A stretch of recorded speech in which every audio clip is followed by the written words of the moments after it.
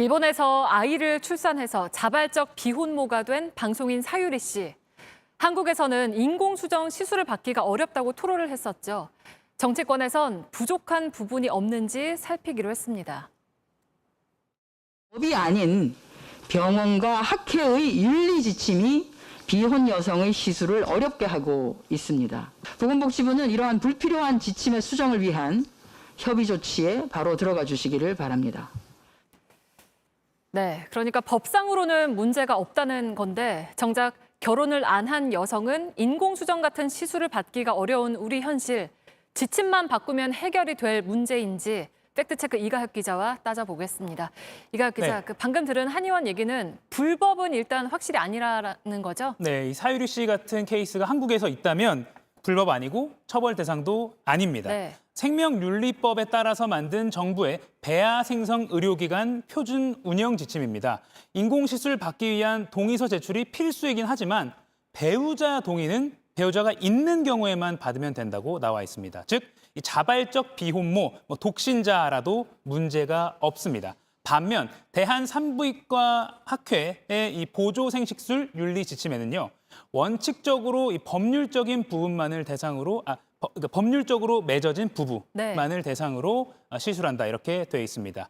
의료 현장 지침이 이렇게 돼 있다 보니까 시술 기관들은 자발적 비혼모를 대상으로는 시술하지 않는 경우가 많습니다. 네, 그래서 이제 그 지침을 바꿔야 한다 이런 얘기가 나오는 거군요. 네, 그렇습니다. 하지만 이 불법이 아니라고 해서 현행법에 문제가 없는 것은 또 아닙니다. 네. 이 국회가 생명윤리법을 2004년에 만들었는데요. 당시에는 당사자와 배우자 동의가 의무사항이었습니다. 그러다가 2012년에요. 배우자가 있는 경우로 한정을 해서 배우자가 없으면 동의서 안 내도 되도록 법이 바뀌었습니다.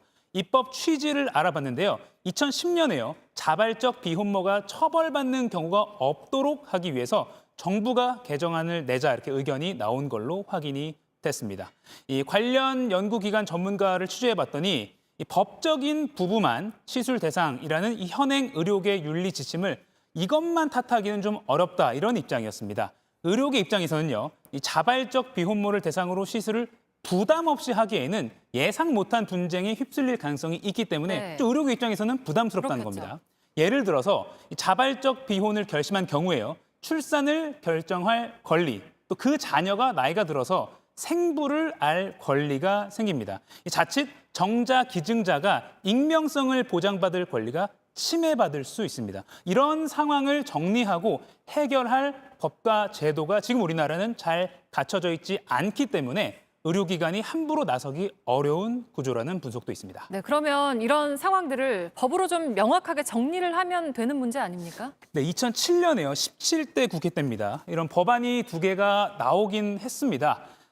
시술 대상을 명확히 하고요. 보조생식술 관련 업무를 전담하는 기관을 설립하고 또 가족법상 지위나 기증자 정보 보호 같은 쟁점이 문제가 안 되도록 하는 그런 법안 내용들입니다. 하지만 구체적인 논의 없이 임기가 만료돼서 폐기됐습니다.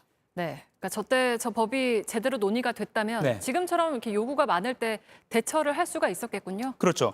현재 자발적 비혼모가 이 정자를 기증받아서 출산할 수 있도록 돕고 있는 대표적 나라 영국과 프랑스 사례 보시죠. 정부가 직접 이런 기관을 세우고 오랜 기간 준비했습니다. 문제 해결도 전담하고 있습니다. 네, 그러니까 뭐 지침을 바꾸는 것보다 할 일이 훨씬 많을 것 같은데요.